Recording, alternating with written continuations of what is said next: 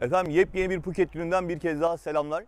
Bildiğiniz üzere bir önceki videomda Phuket'e getiren misafirimiz için yaptığımız ada turlarından bir PP adası turu paylaşmıştım. Bugün ise James Bond adası turuna çıkıyoruz. Yine teknemizde misafirlerimiz bindiler ve birazdan yapacağımız turda bir körfez gezisi olacak bu ve ilginç kaya oluşumlarını göreceğiz. PP adası turunda biraz daha deniz ağırlıklıydı, yüzme ağırlıklıydı. Bu defa daha görsel ağırlıklı bir tur olacak. Akşama kadar sürecek ve Phuket'e gelen misafirimizi mutlaka katılmalarını önerdiğimiz bir tur olarak sizlere örneğini göstermiş olacağım. Bu turda işte adı James Bond adası turu, özelliği ise ilginç kaya oluşumları. Kaya oluşumları içindeki lagunların bizim göreceğimiz yerler arasında olması. Teknemizden önce kanolara bineceğiz, kürek çekerek lagunlara gireceğiz ve mutlaka görmenizi istediğim bir yer var. Okyanusun ortasında yüzen bir köy, bir Müslüman köyü, Penny Island'ı göreceğiz. Bunların görüntülerini birazdan sizlere sunmuş olacağım. Siz de Phuket'e gelirseniz James Bond adası turuna katılıp katılmamanız konusunda bu videoyu izleyerek de karar vermiş olabilirsiniz diye bir not düşmek istiyorum. Buyurun başlayalım turumuza. Good morning, Krab. Good morning, how are you? Fine, thank you very much. And you? Thank you, thank you. Everybody welcome. This is Good morning. Evet, Phuket Marina'ya geldik. Tekne turlarına, ada turlarına katılmak için Phuket Marina'ya geldiğinizde burada bir information alanı var. İki tane rota var. PP adası rotası ve James Bond adası rotası. Biz PP adası turunu yapmıştık değil mi? Ve burada gördüğümüz adalara uğramıştık. Daha çok yüzme ağırlıklı, deniz ağırlıklı bir turdu.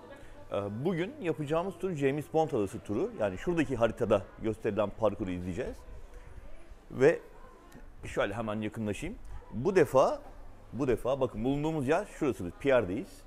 Buradan teknelerle çıkacağız ve şurada körfez gibi görünen bölümdeki adaları, daha doğrusu kayalıkları gezeceğiz. Bu körfezin içi daha çok alüvyonlarla ve kille kaplı olduğu için aslında PP adasındaki kadar böyle güzel koylar ve yüzme molaları olmayacak. Bugün biz daha çok coğrafi olarak ilginç görünümlü kayalıkları ve kayalıkların içindeki lagunları gezeceğiz.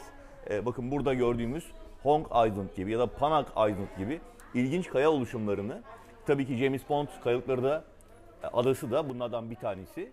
Ve bir de çok ilginç bir nokta, okyanusun ortasında yüzen bir köy, Müslüman köy olan Penny Island'ı gezeceğiz. Tabii ki bugün de bir yüzme molamız olacak. Turumuzun sonunda Naka Island'da yüzme molası vereceğiz ve günü sonlandıracağız. James Bond adası turu biraz daha görsel ağırlıklı ve tekrar ediyorum, burada gördüğümüz körfezin içinde geçen bir tur. Evet. Dilerseniz teknenizi beklerken, daha doğrusu organizasyonun yapılmasını beklerken burada çayınızı, kahvenizi, eğer kahvaltı yapmadıysanız minik bir de kahvaltı büfesi var. Böyle snack tarzı işte yumurtalar, gofretler, bisküviler burada ücretsiz olarak misafirlere sunuluyor. Birazdan bize sunum yapacaklar. Bu arada bir bilgi daha vereyim. Hani olur da tekne tutuyor vesaire gibi bir durum varsa burada size bulantı hapları da veriyorlar. Ücretsiz olarak. Bunun yanı sıra mesela ihtiyacınız varsa deniz ayakkabısı tavsiye ederim, eğer hani kıyıya çıkıp yürümek istiyorsanız, kayaların üstünde yürümek istiyorsanız buradan alışveriş yapabilirsiniz.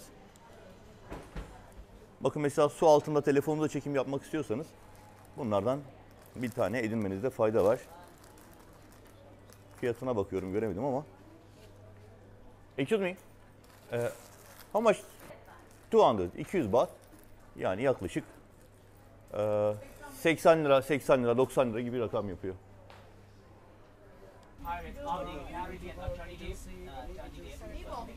And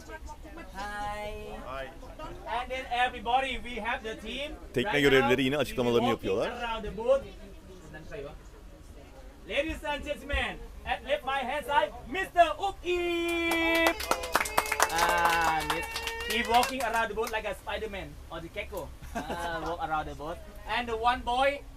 No, one sexy lady, Maya. Oh, sorry, you go away. I need the boy, not lady. One boy, this is he like my acid. Ladies and gentlemen, this is Mr. Pam. And also, if you heard a lot, she talking louder. You hear her voice already. She the tour guide also, everybody. Ladies and gentlemen, this is Nina. She speak English very everybody is very good. Okay. Evet. But let's one more thing. Okay. All right. Bu da kaptanımız Jack Sparrow. Let's one more thing on the boat ladder. Evet. I think it's 1 minute. I will never finish. Tekrar marinadan çıkıyoruz yavaş yavaş. Yine müthiş güzel bir gün bizi bekliyor. En azından şu anda ben öyle hissediyorum. Bakalım sizler de beğenecek misiniz?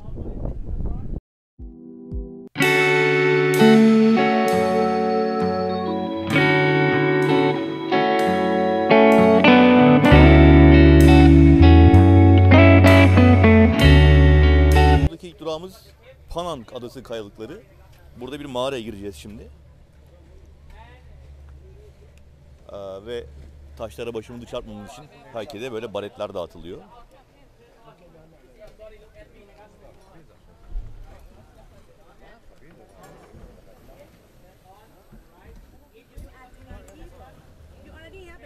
Aynı zamanda da birer tane fener verdiler. Her 2 kişiye bir fener veriyorlar. Çünkü içerisi biraz karanlık olacak gibi. Şuradan bir bakalım.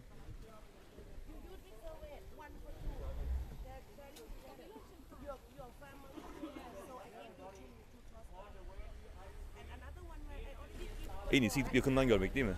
Hadi gidelim.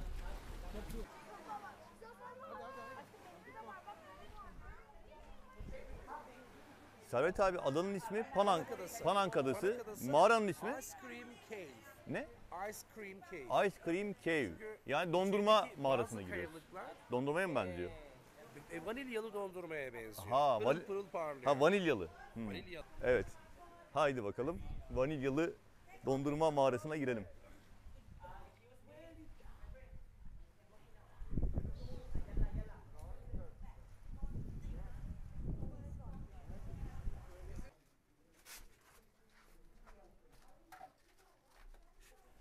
Efendim şu anda girdiğimiz yer aslında bir kireç taşı mağarası ve binlerce yıllık bir oluşum. Tabii birazdan göreceğiz. Kireç taşının içindeki bazı minerallerden dolayı parıldayan da bir yapısı var. Şöyle kısaca bir görelim.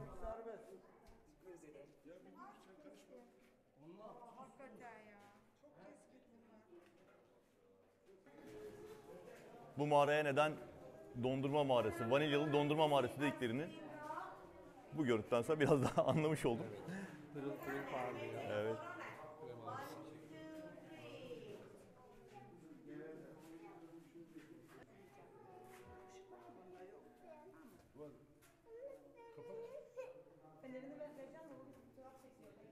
Görüyor musunuz aksiyonu?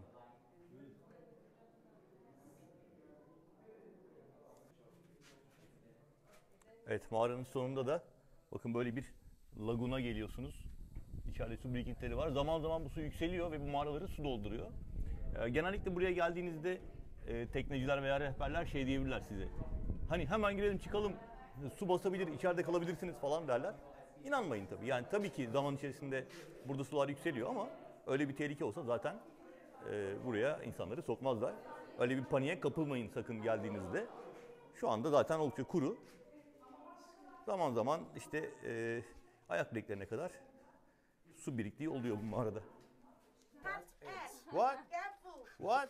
Dikkat et. Dikkat et. Be careful your leg. Okay, thank you. Dikkat et leg. Tamam. Bakale diyeceğim, bakale. Bakale. Dikkat et. Be careful. Evet, teknemize doğru devam ediyoruz. Şimdi artık tekrar tekneye binip bir diğer durak noktamıza doğru devam edeceğiz. James Bond Adası turundayız. Tatilyum'la beraber geziyoruz. Lütfen beğeni ve abone tuşuna basmayı unutmayın diyerek arada bir hatırlatma yapıyorum.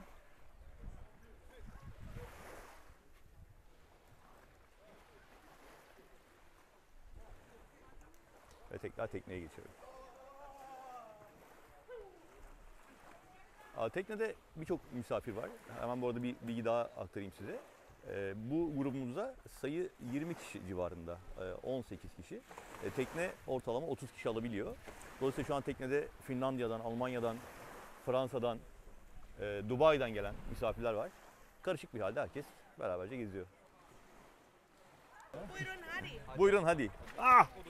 Woo! Be careful too. Kapatika. Evet. Teknede sürekli soğuk, soft içecek ikramı var ve devam ediyor. Okay. Burada. We have some drink นะครับ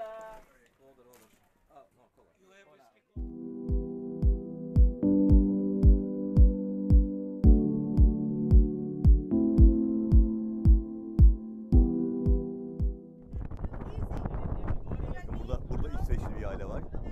Karşımızda Dubai'den gelen bir aile var. Burada.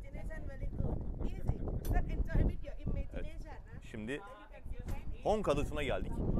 Burada tekneler şuradaki platforma yanaşıyorlar. Ve bu platformlardan bineceğimiz kanolarla gördüğümüz kayalıkların içine gireceğiz. Bunların arkasında bir lagun var. Daha önceki turlarıma katılan misafirimiz olmuştu. Onlar hatırlayacaklardır. Özellikle lagunda yüzmeyi seven misafirimiz vardı benim gibi. Şimdi biraz sonra yine aynı şekilde buradan kanolara bineceğiz ve kayalıkların içinden lagun kısmına geçeceğiz. Ben de sizlere bu görüntüleri sunuyor olacağım.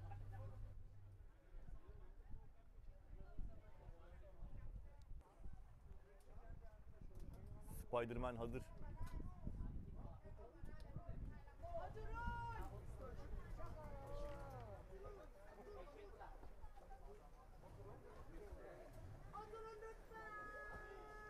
Eğer izin verirlerse burada drone ile bir çekim yapmaya çalışacağım. Bakalım izin alabilirsem. Servet abi de tekne görevlilerini Türkçe öğretmeye çalışıyor. Oturun, hadi. Yavaş yavaş öğrenmeye başladı. Efendim Konk Adası'nda işte böyle bir platforma çıkıyoruz. Teknemiz hemen şurada yan tarafta. İsteyen misafirler buradan denize girebiliyorlar. Su aslında temiz ama kirli bir zemine sahip. Dolayısıyla çok masmavi görünmüyor. Ayrıca etraftaki ağaçların yeşil örtüsü de biliyorsunuz aslında suya yansıyan renk, bizim gözümüze görünen renk. Dolayısıyla her taraf yemyeşil olduğundan su da böyle yeşil görünüyor. Masmavi bir su değil. Dolayısıyla hani pek insanlar yüzmek istemiyorlar. İşte bakın burada sıraya girdiler. Kanolar yanaştı. İkişer biniliyor. Kanoyu görevliler kullanıyor. Yani kanoyu size vermiyorlar. Kanoyu görevliler kullanıyor.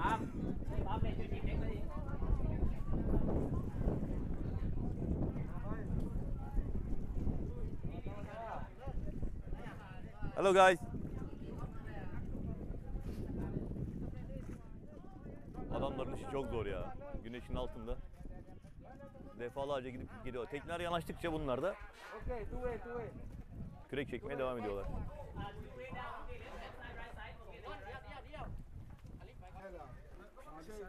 Evet. YouTuber. Abi seni bu tarafa alacağım yalnız. Evet. Tamam. Hop. Evet. Beni YouTuber sanıyorlar. Ben YouTuber mıyım bilmiyorum. Thank you sir. Şimdi teknemizden platformdan da bu botlara bindik. Hong Adası'ndayız. Şimdi buradaki tepenin arkasındaki laguna doğru yavaş yavaş ilerleyeceğiz.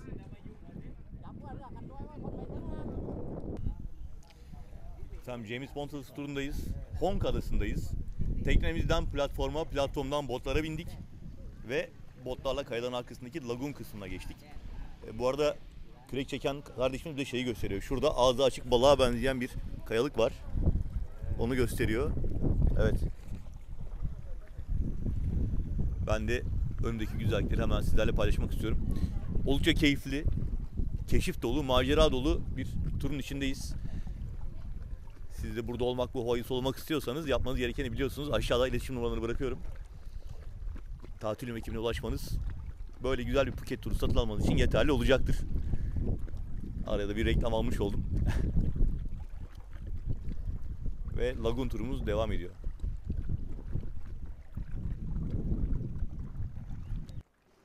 Efendim James Bond turumuzda teknemizden kanolara bindik ve kayaların içindeki lagun bölümlerine geçtik. Şu anda büyük lagundayız. Birazdan 2 tane daha lagun göstereceğiz size. Gerçekten kayaların içinde doğa harikası yerler ve mutlaka gelip görmenizi tavsiye ettiğimiz yerler. Arkamızdaki kaya James Bond kayasına benziyor ama bu onun sahtesi. Gerçekten çok güzel bir görüntüsü var ama asıl orijinalini bir sonraki durağımızda sizlerle paylaşacağım. Şimdi Honk Adası'ndaki lagunları göstermek üzere kayaların içine doğru ilerleyeceğiz. Buyurun başlayalım.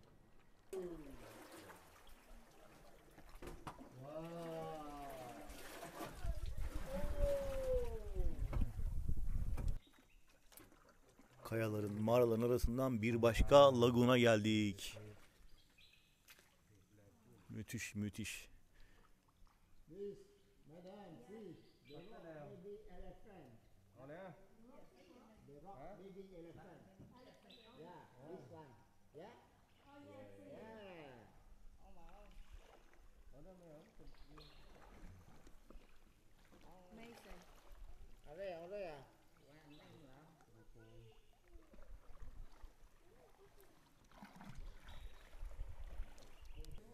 Burada yavru file benzeyen bir kayalık daha gösteriyor bize şoför arkadaşlar.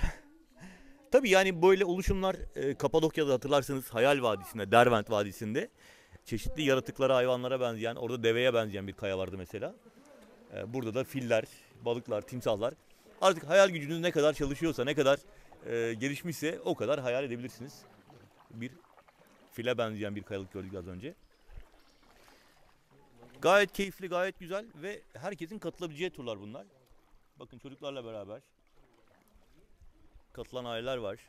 Yani yaş durumu, çocuk durumu vesaire bunlar herhangi bir şekilde tehlike arz etmiyor. Rahat rahat ailecek katılabileceğiniz bir program. Yine şuradaki kayalıkların içinden bir başka lagun bölümüne geçeceğiz şimdi.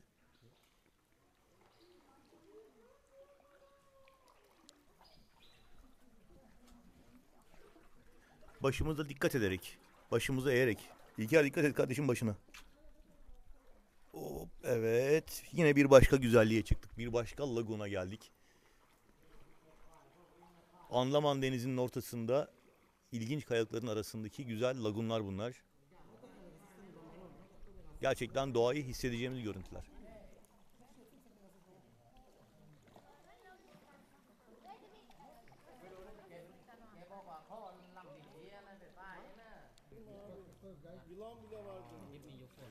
Ben birkaç defa cesaret ettim. Yalnız dibi balçık.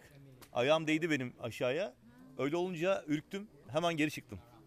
Bir de bu bota inip inmesi biraz zor oluyor. Tutunamıyorsunuz tam. Ya aslında keyifli oluyor da işte ben bir anda panik yaptım. Ayağım yere değince. Evet. Hamza Beyler keyif yaparken ben de onları çekiyorum. Karşıda Hüseyin abiler var. Yaklaşabilirsem onları da çekeceğim. Efendim?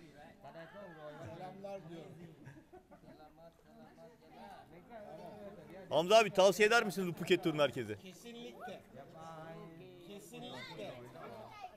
Phuket... Ölmeden önce yapılması gereken şeylerden biri. Tamam, Hamza Bey'in de tavsiyesini almış olduk. Şimdi orada Beşiktaşlı abimiz, Hüseyin abimiz de var. Onu da çekeceğim. Oo, Naim kardeşim geldi. Naim hoş geldin Naim. Bir kartal abimiz de orada. Selamlar. Mehmet bir kartal pençesi yap bakayım. İşte bir Beşiktaşlımız daha var orada. Harika. Dünya var önünde oturuyor. Foto. Hüseyin abi selamlar. Maşallah Allah keyfinizi artırsın. Nasılsın, iyi misiniz? Çok iyi. Evet. Öyle mi? Tamam. Kaptanlar canavar gibi maşallah ya. Evet. Müslüman. Aynı İbrahim mi ismi? İbrahim nasılsın?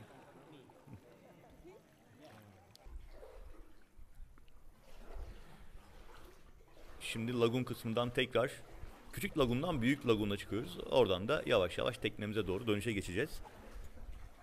Bir sonraki durağımızda Penye Adası var. Müslüman Adası'na gideceğiz. Müslümanların yaşadığı bir yüzen adaya gideceğiz. Su üzerindeki futbol sahasını, okulları vesaire göreceğiz. Sevgili rehberim, Servet rehberim. Teşekkür ederiz bizi buraları gezdirdiğin için. Ben 9767. defa geliyorum ama yine de çok keyif alıyorum. O yüzden herkese gelmesini tavsiye ediyoruz. Crystal Sea Marine. Hem Phi Adası'na hem de James Bond Adası'na bizi getiren firmanın teknesi. Çek bakalım sir. 1, 2, 3. Evet. Evet, Honk Adası'ndaki turumuzun sonuna geldik. Başladığımız noktaya döndük. Ve evet, şimdi burada tekrar kendi teknemize geçeceğiz. Tabii yine aynı şekilde soft içeceklerimiz burada ikram olarak misafirlerimize sunuluyor. Arzu ederseniz buradan hemen soğuk içeceğinizi alabiliyorsunuz. Şuradan da isterseniz atlayıp yüzebiliyorsunuz.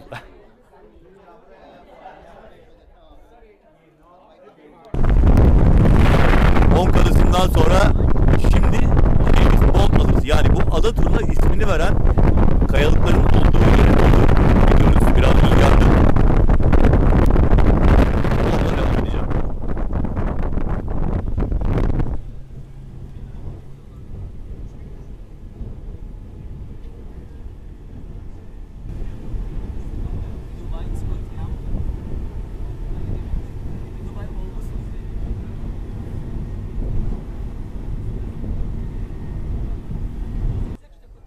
Ve James Bond Adası turumuzda 3. durağımıza geldik.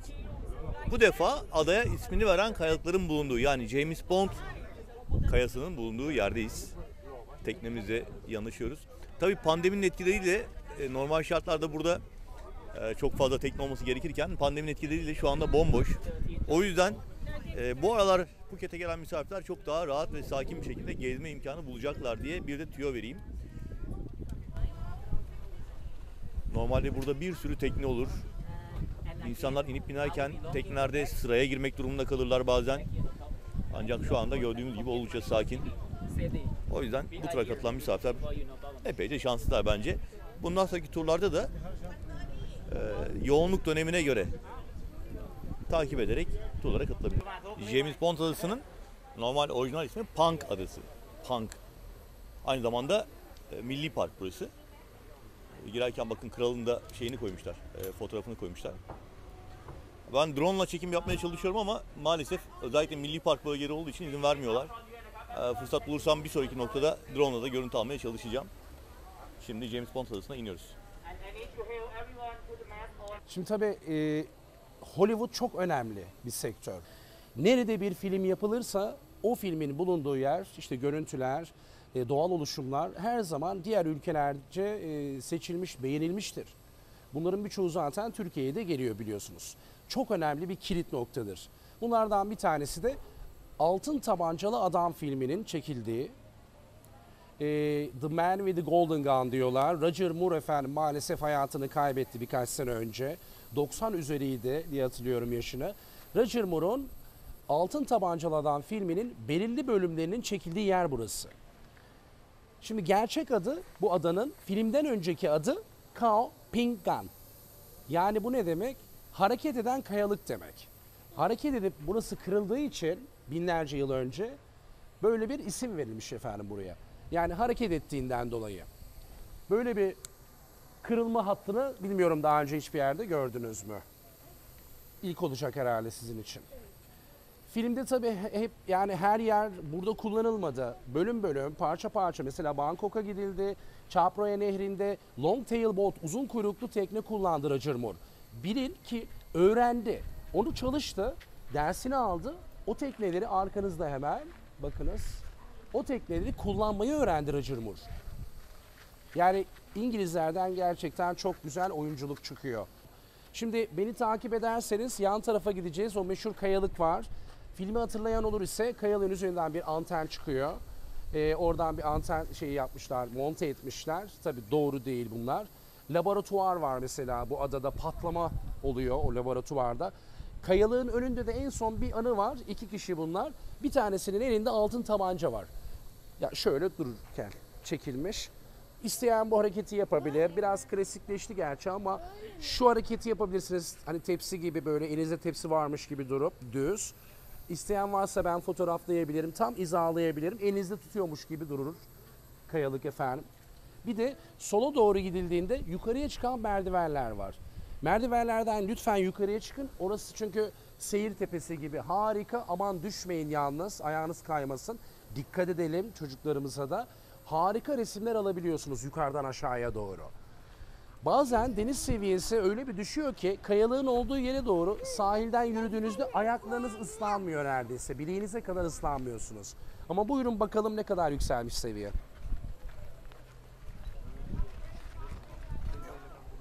Sonradan koyuldu onlar. Buradan alabilirsin, sahilden alabilirsin, yukarıdan alabilirsin. Şuradan yukarıdan.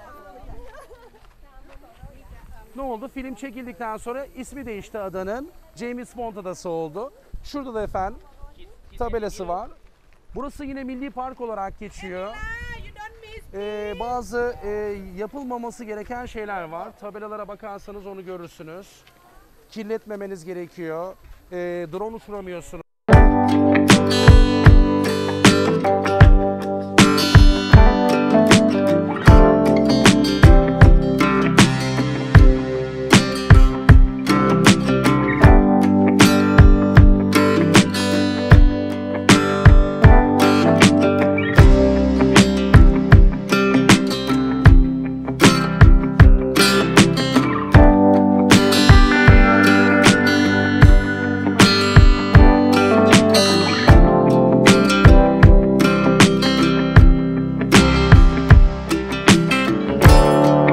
Nihayet James Bond adasına ismini veren bu meşhur kayalığın önüne geldik.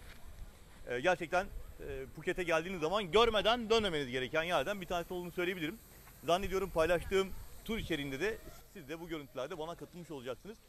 James Bond adası ile ilgili rehberimiz Servet Bey kısa bilgiler verdi. Ben de görüntülerle bu bilgileri biraz daha renklendirmeye çalışıyorum. İşte James Bond adası bu.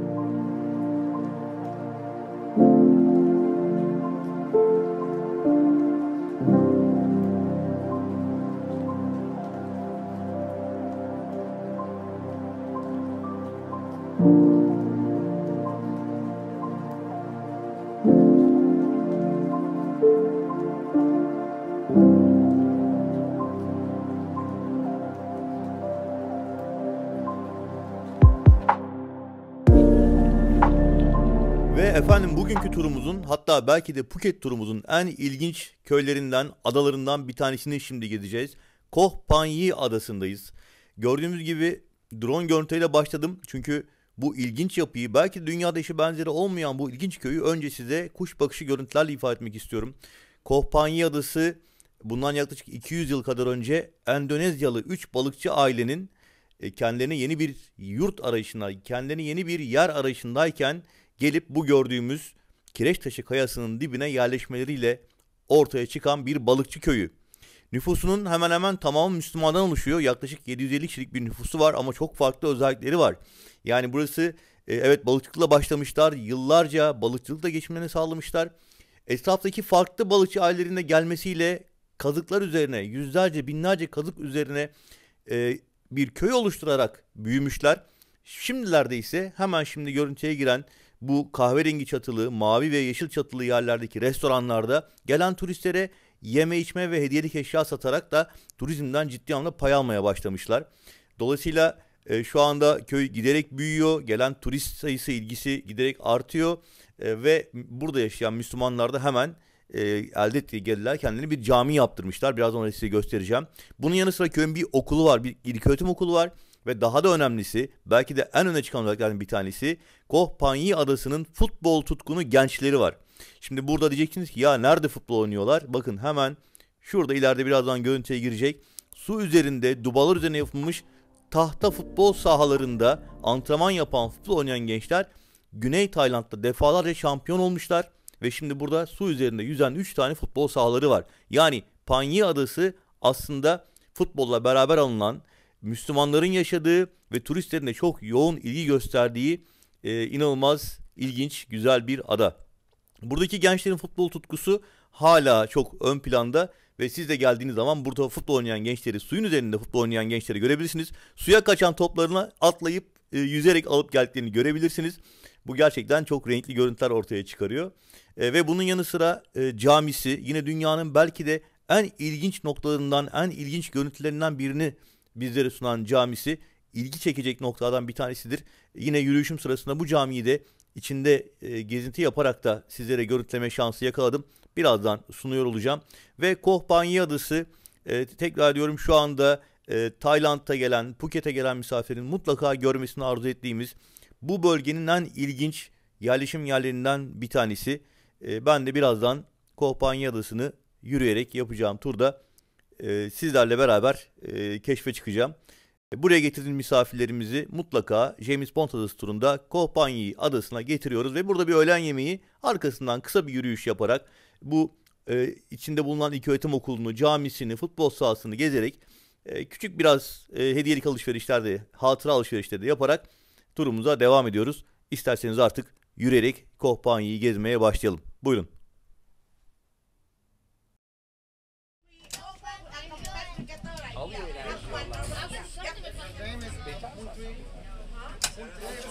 Onlar kocaları bırakmış. Evet efendim, sizden ricam şu. Havlular burada kalsın. Terliklerimizi giyelim. Değerli eşyalarımızı yanımıza alalım. Önce bir yemek yiyeceğiz. Helal yemekler. Burası çünkü 700-750 kişinin yaşadığı bir köy. Suyun üzerinde, bakın birçok kolonların üzerinde evler göreceğiz içeride. Yemeğimizi yedikten sonra içeriği gezdireceğim. Lütfen benden ayrılmayın. Efendim, James Bond Adası turumuzda sondan bir önceki durağımız çok önemli, çok da ilginç bir nokta.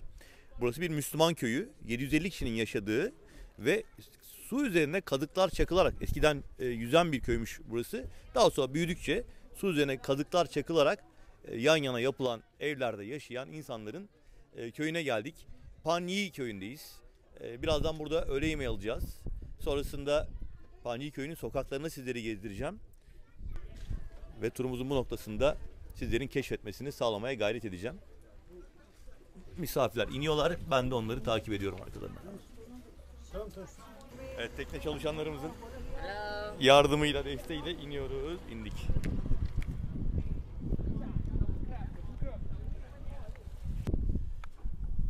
Ve ünlü Phangi köyüne giriş yapıyoruz. Burada bir restoran var, seafood restoran. Genellikle tabii ki turistlerin ağırlandığı, tekneyle gelen turistlerin ağırlandığı bir restoran burası.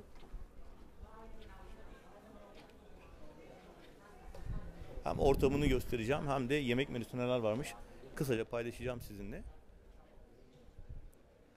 Ve sonra köyü keşfetmeye başlayacağız.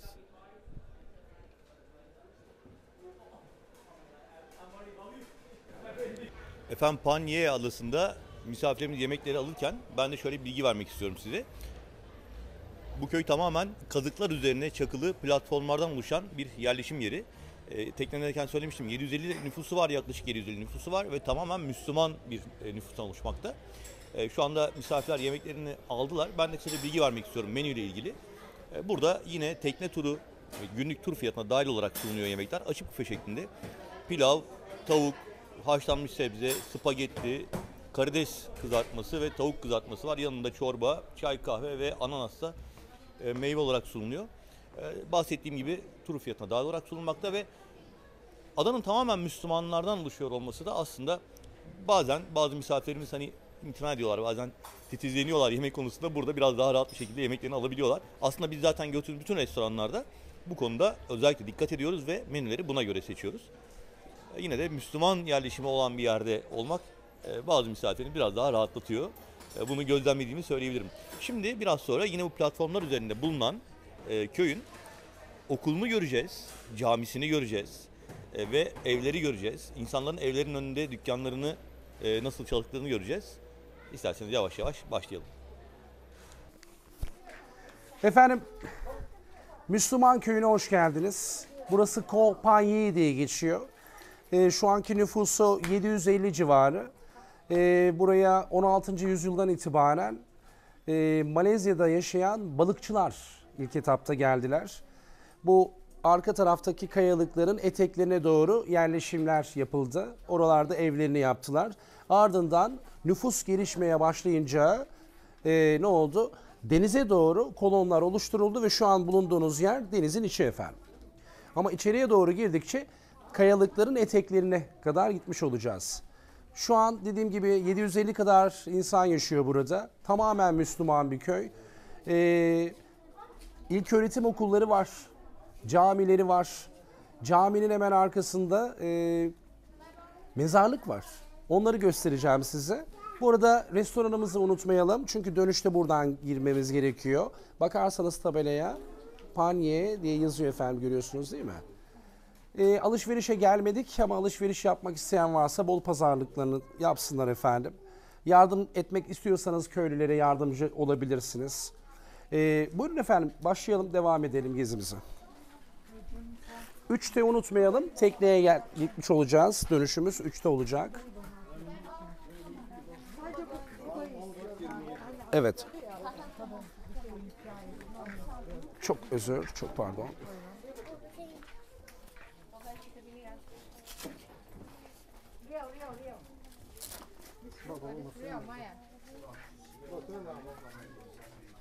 Yani gönül isterdi ki burada gördüğünüz her şey burada yapılan ürünler olsun ama değil efendim. Bunların çoğu Phuket'ten ya da Anakara'dan getiriliyor, burada satılıyor.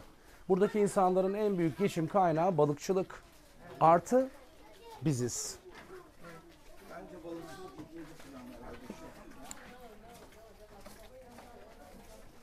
Sağdan devam edelim. Tavuk ve dana eti. Bakın şunlar dana. Ciğerler. Ama bol soslu yapmışlar. Tatlı olabiliyor bazıları, biliyorsunuz.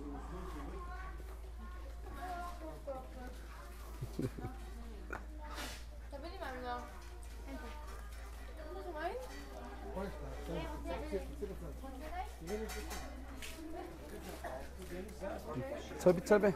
Denizin üstündeyiz. Ve değişik sosisler, kızartmalar, noodle'lar beraber pişiriyorlar. Hindistan cevizi kabukları.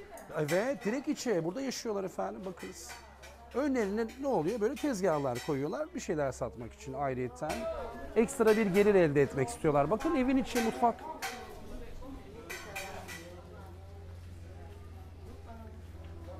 Selamun aleyküm. Biz çarşıların yolunda mıyız? Efendim? Biz çarşıların yolunda.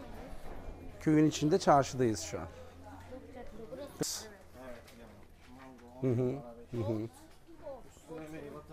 Kesinlikle çok lezzetli. Evde kabuğunu soyuyorsunuz ya, içini cildinize sürün, yüzünüze sürün. Çok iyi geliyor. Tutma cihazı bu. Şişenizi oraya koyuyorsunuz, paranızı atıyorsunuz. Normal suyu, yani deniz suyu değil tabii bu kullanılan. Arka taraftan getiriliyor su. Onu arıtıyor. 1 baht, 2 baht falan ödüyorsunuz sadece. İçilebiliyor. İçilebiliyor. Gerçek kedi mi bu? Gerçek.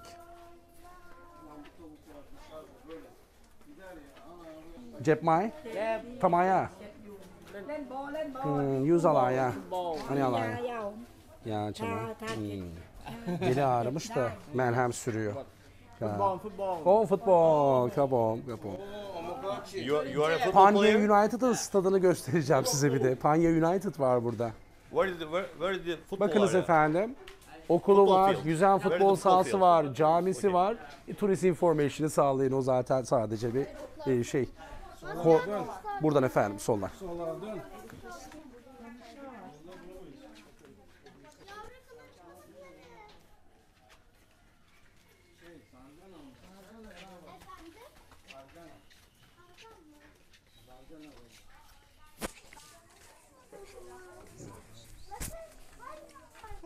Canım dikkat. Ha, değil mi?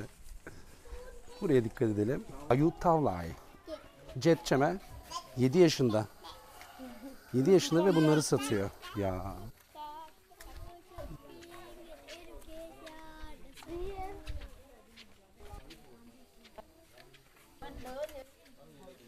İşte Panyi Adası'nın camisi burası. Tamamıyla halktan toplanan, daha doğrusu gönüllü kişilerin bağışlarıyla yapılan bir cami burası. Kesinlikle buranın hükümetinin, devletinin hani böyle şeylere, kendi ibadethaneleri için de aslında çok alışkanlıkları değil. Genellikle halkın kendi içindeki zenginlerin veya durumu iyi olanların, yardım yapmak isteyenlerin yaptırdığı camiler.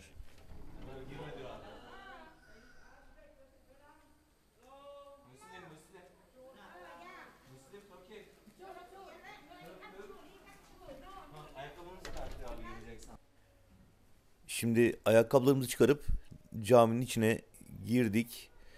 Şöyle biraz görüntü almak istiyorum. Seramik zemin aslında oldukça sevimli, temiz, güzel. Bakın burada Kur'an-ı Kerim ders kitapları var ve bir takım farklı kitaplar, yayınlar var.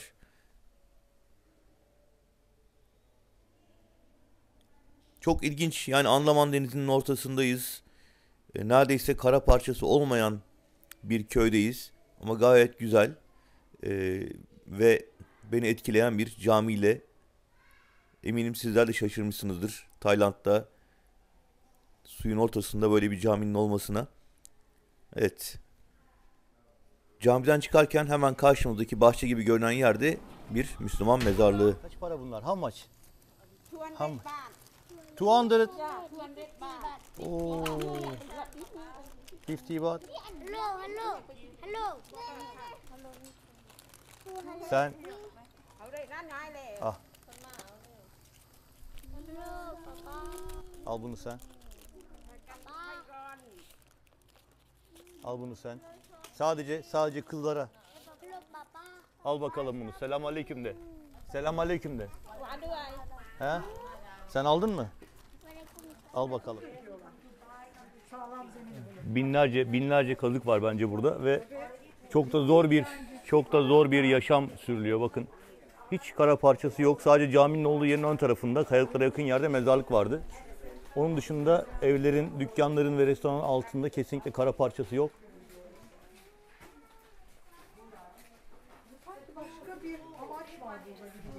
Hakikaten çok zor bir yaşam.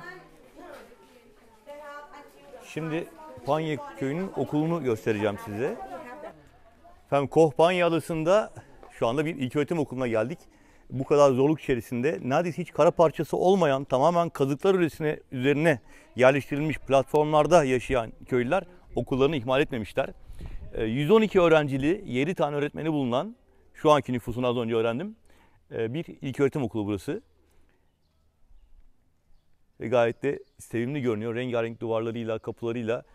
Şu anda keşke bir sınıfı gösterebilseydim size. Okul kapalı olduğu için içlerini gösteremiyorum, sınıfları.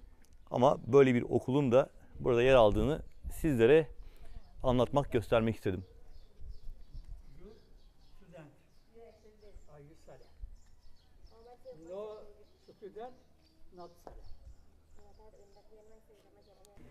Ve Panya Adası'ndaki turumuzu bitirdik. Tekrar yemek yediğimiz restoran olduğu yerden teknemize doğru geçeceğiz.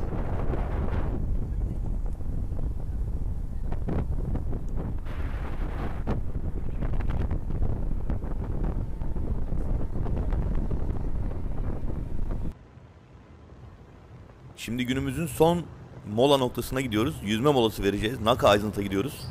Artık keyif yapma zamanı. Biraz dinleneceğiz. Sonra da tekrar Phuket'e, otelimize dönüş yapacağız. Thinking about what's mine, nothing to deny. Who's that other guy? Are you wasting my time? All these crazy fears that ends with bloody tears. Oh baby, we keep prepping long nights. Rock your body whole life. Don't bother the world side. Twerk it like a Vegas stripper, darling, money stage mine. Billions in the... Efendim Phuket'te James Bond Adası turumuzun son durağındayız. Artık bir yüzme molası verme zamanı geldi. Ve Naka Island'a geldik. Naka Adası'na geldik. Böyle beyaz kumsallarla, yemyeşil bitki örtüsüyle, yüzmek için sabırsızlandıran görüntüsüyle Naka Island'a demir atıyoruz.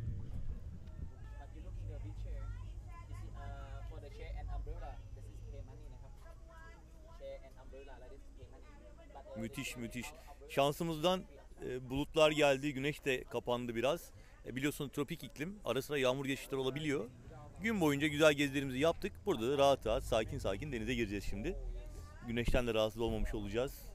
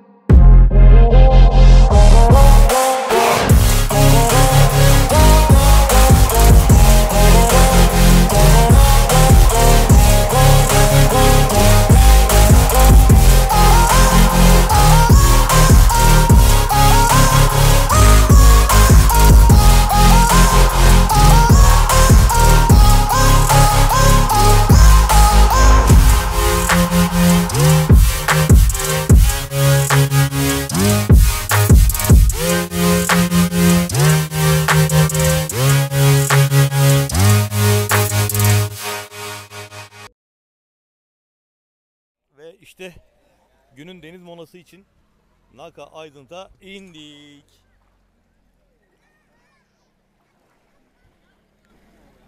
Çok güzel bir kumsala geldik. Burada drone uçurmak da serbestmiş. Hemen şöyle güzel bir yer bulacağım kendime. Önce bir Hindistan cevizi suyu içeceğim.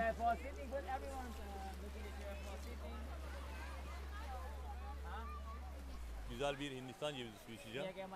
Ondan sonra Hindistan cevizi suyundan sonra çekimlere başlayacağım.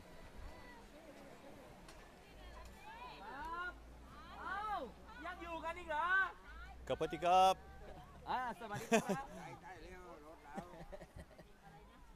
Bakalım neler varmış. Friends, which one is your favorite? Your favorite? Mango. Mango, your favorite? Yes. Okay, I can buy for you. Oh really? Yes, Oh, from me. This one? Yes, for you. No, thank you so much. Really? I have this one. Okay, it's good also. Oh, what's that? M150. This is like a Red Bull. Right, like a Red Bull, the original Red Bull. Yeah, Bir dakika bunu göstermek istiyorum. Bakın Red Bull'un orijinali bu işte. İlk defa Tayland'da yapılmıştı. Sonra tabii dünyaya yayıldı ama bu orijinal Red Bull.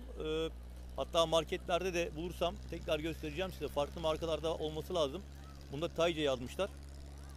Ama benim tabii ki favorim her zaman olduğu gibi. Evet.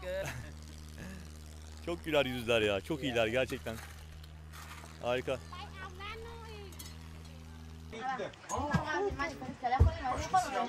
Phuket Island. It's going back home now. We're gonna go back home.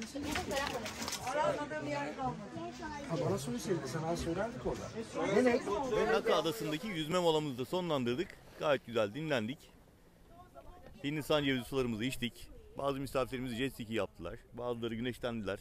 Çok güneşlenemediler. Güneş yoktu. Ama dinlendiler. Kumsal keyfi yaptılar. Ve artık dönüşe geçtik. Bugünü sonlandırıyoruz. Yaklaşık bir 20 dakika sonra yine Phuket Marina'da olacağız.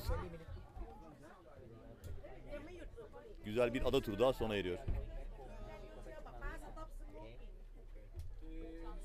Efendim Phuket'te bir ada turumuzun daha sonuna geldik. James Bond adası turumuzu tamamladık bugün.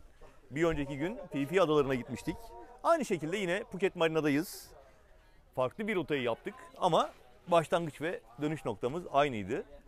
Şimdi tekrar transfer araçlarımız bizi bekliyor olacak. Thank you kaptan. Oh. Thank you. See you later. See you, my friend. Yeah, see you. Bye bye. Bye bye. Justin.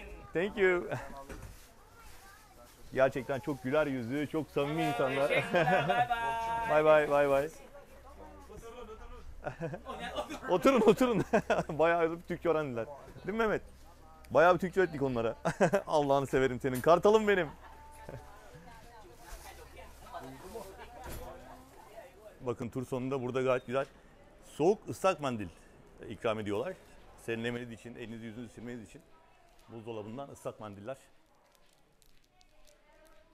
Ve bunun yanı sıra aynen sabah olduğu gibi akşam saatlerinde de yine burada minik bir büfe var. İçecek büfesi var. Tur sonrasında işte transfer araçları burada bekliyor. Aynen sabah geldiğimiz gibi tüm diğer otellerden gelen misafirler de gruplar da burada. Tekrar sonra transfer araçlarıyla otellerine dönüyorlar.